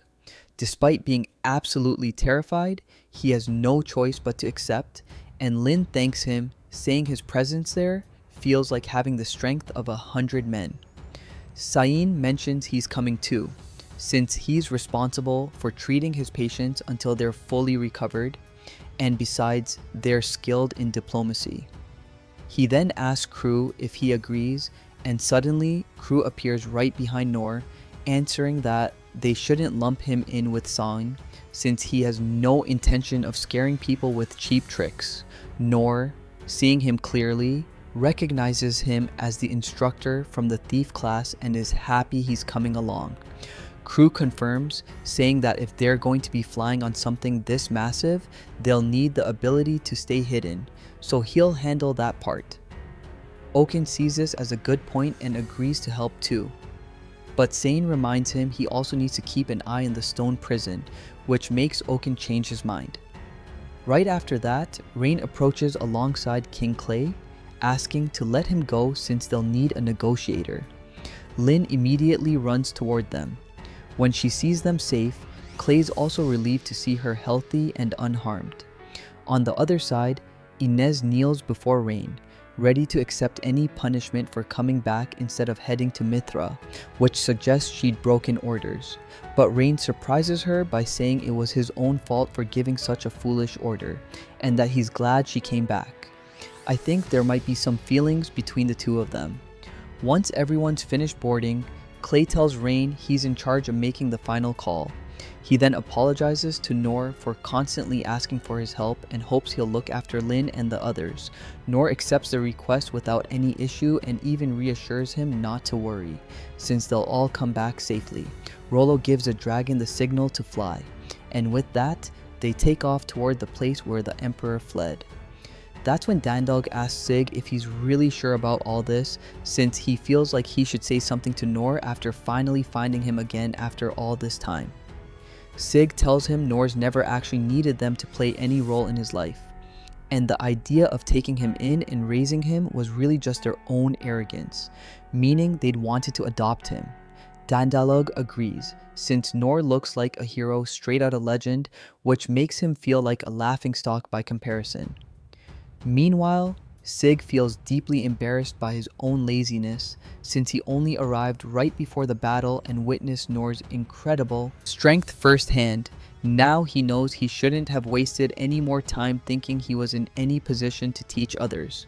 That's exactly why he's decided to start retraining from scratch, now that he's recognized his own shortcomings. He can't just sit around and let his sword gather rust. Dandog tells him that for someone so embarrassed, he actually looks pretty happy. Sig explains that's obvious, especially given the spectacle they just witnessed. On the flight back with the others, Rain comments that in the worst case scenario, their injuries might have already made it back to the Empire. Inez tells him that beyond the distant bridge lies territory controlled by the Empire, so they can't afford to be reckless. Lynn manages to spot something moving fast above the bridge, confirming it's Derrida, already closing in on the Empire's capital defenses. Crew reminds Rain they're still hidden for now, but the moment their presence gets discovered, the magic will lose its effectiveness. Even so, Rain knows letting him escape isn't an option, since he has access to powerful magical tools capable of reinforcing their military strength. Lynn agrees, aware they're already at war, though she wonders what's waiting for them ahead. Inez then asks both of them for permission to destroy this area, since it'll become their escape route later. It would be wise to wipe out the defenses while they still have the chance. Lynn thinks that under normal circumstances, Inez would never suggest using her power so aggressively, but she's just as furious as everyone else. That's because the capital city she'd sworn to protect with her life had been reduced to ruins. Rain gives her permission to move forward with the request, so without any more hesitation, Inez uses the divine sword to unleash a devastating strike on every single one of the Empire's defense posts. Once that's done, Lynn confirms to her brother, the king, that she's ready to move forward. At that moment, she thinks everyone here possesses incredible strength, each one an extraordinarily powerful individual well beyond ordinary imagination. So there's nothing to worry about at all, especially with Noor, who can't even begin to comprehend his own greatness. She believes Noor's definitely listening quietly to all this, and that they know they're being serious, but the reality is, Noor's actually passed out cold from sheer terror of the height. Lin, of course, has absolutely no idea this is happening. He arrives at his palace and heads to the throne room where his assistants are already waiting. The old man complains that handing out high-quality weapons to his soldiers was pointless since they couldn't even use them properly. One of his assistants asks about something they've spotted through the window, and Derrida immediately recognizes the object as the disaster dragon. He can't believe it, thinking Brionac should have already killed it. He assumes this must be the work of some demon man capable of using healing magic far beyond anyone else's ability, referring to someone named Sane. But even if the dragon's been revived, it can't just be ordered to attack again out of nowhere. So Derrida asks where Beast Tamer Master Lud is. One of his assistants tells him Lud already departed for Serena because of an urgent matter requiring his attention. Hearing this, Derrida is overcome with rage and despair, convinced Lud has betrayed him. The knight captain, Randius, advises him to calm down, but Derrida insults him instead and orders Randius to fix the situation. Randius obeys, though he's clearly frustrated as he leaves the room. Then Derrida orders the others to deploy the weapon known as Karaunos. They're shocked and remind him the weapon's still in testing, with issues like excessive output and an imprecise targeting system. Their protests only make Derrida angrier, and he ends up kicking one of them and ordering them to lock onto the dragon using mana tracking. He's convinced that once that massive cannon's aimed, he'll finally be able to destroy the creatures. The entire city's energy supply gets drained to fire a massive burst of energy at the dragon.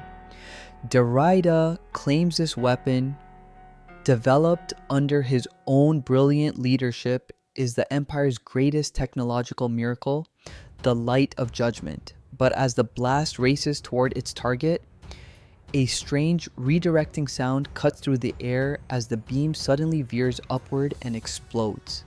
Derrida's subordinates realize the trajectory shifted and the blast is now falling right back toward them. They blame the mana tracking configuration for the malfunction, but Derrida curses them as incompetent fools, even though he's the one who ordered the system used in the first place. One of his assistants resigns on the spot and flees, followed quickly by the others, leaving Derrida completely alone. Now, all he can do is watch as his own mana factories get obliterated, leaving him utterly devastated. Cutting back to the scene, we see what happens to Nor and the others right before the impact. Nor jolts awake from his sleep, sensing a massive attack incoming. Nobody else has time to react, but Nor quickly moves in to parry the burst of energy with a single sword strike. Even though he succeeds, he crashes into a building, using his sword to break his fall. Meanwhile, Randius surrounds Derrida with his men, intending to carry out orders to hand Derrida's head over to the enemy in exchange for peace for the kingdom. Before they can carry out the execution, Nor lands right in front of them. This puts Randius on high alert, and even though Nor asks them to calm down, they ignore him and attack. Nor easily parries their strikes, leading Randius to assume Nor's the Emperor's elite bodyguard. Randius then hurls a grenade at Derrida, but Nor kicks Derrida into a wall, shielding him from the blast. Confused, Nor asks why they're bothering an old man, suggesting they show a little more consideration. They ignore his words and throw even more explosives at Derrida, forcing Nor to quickly toss the old man aside to avoid further damage. Before things get even worse, Rain and the rest of the group arrive, asking everyone to stop. They make it clear to Randius that they're not actually attacking and that killing Derrida isn't necessary to bring about peace, since they need him alive. With the tension easing, Rain asks Lin to go with Nor and heal his wounds. Derrida, now thoroughly traumatized, apologizes to Rain, who responds that he plans to forgive him, but first he wants to make sure Derrida understands the full impact of his actions. 23 people missing, 119 buried under rubble, 13 burned in fires, 38 injured by falling debris, and 127 torn apart or crushed by the creatures unleashed on the city. He's certain there are even more casualties than that, but these are the numbers they know for sure. Rain tells him he'll only forgive him once he's experienced the same level of suffering as everyone affected by his actions. After that, Rain proposes a multinational summit for reparations and to formally end the war, asking if anyone objects. Randaeus and his men quickly agree, sealing the official agreement. Scene approaches the terrified Derrida, telling him not to worry, since even though he'll suffer, he won't actually die, even if his legs get torn off or his insides get crushed. Seguin reassures him he'll be healed just enough to participate in the negotiations.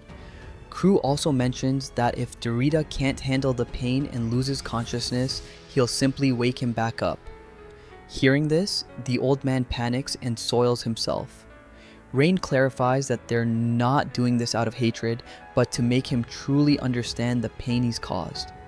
Meanwhile, Lin finishes healing Nor beside the sleeping dragon and Rollo. Nor feels uneasy about all the destruction around them, but Lin reassures him, explaining that the facility that was destroyed was a mana factory that would have affected the locals, though it doesn't matter nearly as much to them back in Clay's kingdom. Not long after, Rain arrives with news that the war's officially over and both nations are now working on post-war reconstruction.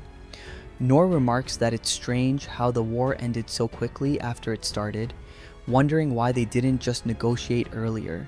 Everyone goes quiet, choosing to change the subject instead. They mention the emperor stepped down and his 10-year-old grandson will likely inherit the throne. Since he's far too young to rule, a tutor will be appointed, possibly one of the soldiers Nor had already met. Randaeus then apologizes to Nor for their earlier confrontation. Nor accepts, but suggests they reconsider how they treat old men going forward, which Randaeus agrees with, admitting that if Nor hadn't been there, the empire would have been thrown into civil war. In the end, Rollo signals that the dragon's getting bored and wants to go home, so they all climb aboard and say their goodbyes to the knights. While in the air, Nor asks Rollo if they can fly closer to the ground because of his fear of heights. Lin interprets this as Nor's deep concern for the damage done to the nation, admiring his compassionate nature, while in reality, Nor's passed out from sheer terror. After a long journey, Rain reports to King Clay, who expresses his gratitude to Nor, acknowledging his extraordinary contribution to the battle. Nor insists he doesn't need any reward, but Clay refuses to accept that. After thinking it over for a moment, Nor asks for just one thing, that Rollo be well taken care of.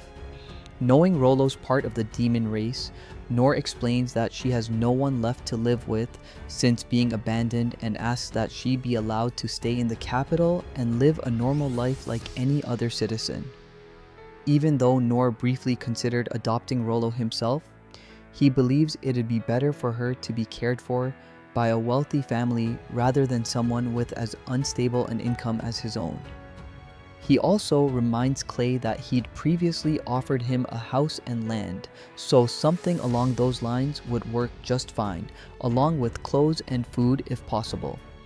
Clay agrees to all of it, but for that to happen, Rollo would need to become a citizen of this kingdom. So he wants to know if that's actually what Rollo wants. Nor mentions that Rollo saved him countless times, and the only reason the giant dragon did what he asked was because Rollo was right there beside him. Once again, Rollo tries to explain that isn't true, but Nor cuts her off again, telling her she doesn't need to be so modest, since he knows for a fact that without Rollo there, the war wouldn't have ended so quickly. Clay mulls over this significant request, since he knows the holy theocracy of Mithra views demons as enemies, meaning accepting even one demon into his kingdom would create real tension in their relationship. Suddenly, Nor explains once more that he doesn't need anything else, And if Clay wants to give him a reward, he should put those resources somewhere else instead, since so many people have lost their homes, and that's exactly where all their resources should be focused. Clay admits Noor's absolutely right and can't help but laugh, faced with such blunt, undeniable truth. On the other side, Rollo looks at Noor, remembering the moment she nearly lost her life before he saved her. It turns out that was just a nightmare, and she wakes up in her new home. As she heads to the dining room, Inez explains that for now, she'll be staying there with her, so she welcomes her warmly. But noticing her blank expression, Inez asks what's wrong, since they've prepared a delicious meal, but it'll go cold if she doesn't start eating. This catches Rollo off guard, and she asks if she can really eat it. Inez answers that of course she can, since it's their dinner. Hearing this makes her eyes light up, letting her see real food for the very first time. Inez tells her to eat as much as she likes, since nobody's going to get mad at her no matter what she eats. As Rollo picks up some bread, she's amazed by how soft it is. And after taking a bite, she can't hold back her tears, saying how delicious it is. After that, she starts eating everything in front of her, and watching her, Inez advises her to slow down since nobody's going to take it away from her. Meanwhile, back with Noor, walking through Clay's largely ruined city, he feels relieved to see the Adventurers Guild somehow survive the destruction. Here, he notices the guild's emblem, stirring up old memories, since it's been quite a while since he last saw this sign up close. A flashback shows the moment he wasn't allowed to become an adventurer because he had no skills, which happened 15 years ago. We then go back to his past when he first started his training across the 6 schools. As we already know, he began with instructor Sig, who warned him the training would be brutal, though Noor said he was ready for it.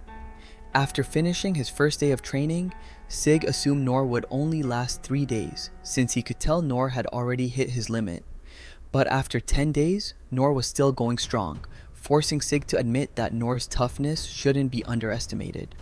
During one training phase, the students were given the task of parrying an iron ball swung from a rope. When it was Noor's turn, he managed to parry the ball, but the impact broke his arm, causing him to drop his sword. Sig told him he should never drop his weapon even with a broken bone, since the enemy won't wait around for him. Shockingly, Noor kept holding onto his sword despite the excruciating pain. It was hard to believe Noor's eyes still burned with determination after enduring such a brutal ordeal for both his body and mind. This made Sig think Noor might actually have a promising future ahead of him. Later, Noor approached Sig to ask if he'd teach him a skill, but Sig made it clear that wasn't really his job. Even so, Sig decided to show him one of his own skills out in the backyard.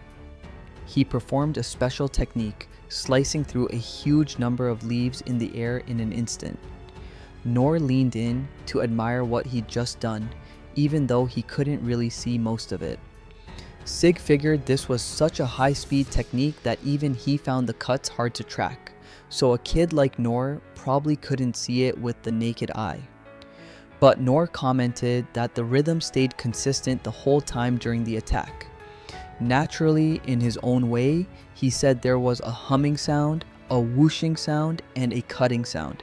Sig felt genuinely puzzled hearing this, appreciating the latent potential Noor clearly had, and admitted that if Noor was properly trained, he might even surpass him one day. 2 months into training, Sig started wondering why Noor still hadn't learned any skill besides parrying.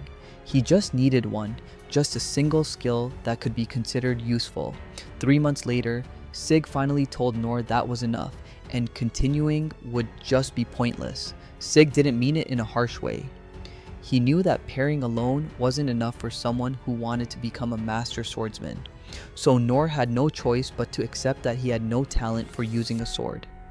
Still, Sig believed there was another path out there for Noor, which is exactly why he had to let him go. After that, Noor went to train with Dandalg, the warrior instructor, who had serious doubts about Noor even being there given how physically weak he looked. 2 months later, we see Noor training alongside the others, parrying boulders that fell from a cliff using nothing but his own body. Dandals praised him for it, since he couldn't believe Noor had made it this far, genuinely impressed by his toughness. Suddenly, part of the cliff crumbled and a massive boulder plummeted straight toward Noor, but he stood his ground, ready to parry it without a hint of fear. Dandalog rushed in to save him from the wreckage and was deeply shocked by Noor's courage and toughness, convinced that if Noor could just gain a skill, he could become a truly unbeatable shield. But when the 3 months were up, Dandalg had to let him go too, confident that Noor would find his path in some other class where his effort would actually be recognized. Noor then arrived at Mian's class for hunter training. Taking one look at him, she just asked him to pick up a rock and throw it at a target. Mian figured that once he failed, she'd send him somewhere else. But instead, Noor easily hit the branch without any trouble. Mian asked him to repeat it, and he hit it again. But after a few hours of training, Miani couldn't understand why he only wanted to throw rocks, since Noor actually wanted to use a bow. Eventually, she let him try one, but the moment he picked it up, Noor snapped it with an insane amount of strength, exactly what Miani had feared would happen. This kept happening until there wasn't a single training bow left, so she gave him her own personal bow, confident Noor wouldn't be able to break that one. But Noor, being Noor, ended up breaking that one too, which stung quite a bit since it was a magical bow. With no other option left, Miani told him to go back to throwing rocks. Afterward, she asked where Noor had learned to do that, and Noor answered that nobody taught him. He'd always hunted birds that way, colorful birds that like swooping down from the sky to snatch up mountain rabbits. Mian assumed Noor was joking, since that bird was a thunderbolt, a creature even experienced hunters with excellent bows struggled to bring down. Of course, she herself could do it blindfolded. After throwing so many rocks at the shields, Noor created a hole in one, always hitting the exact same spot.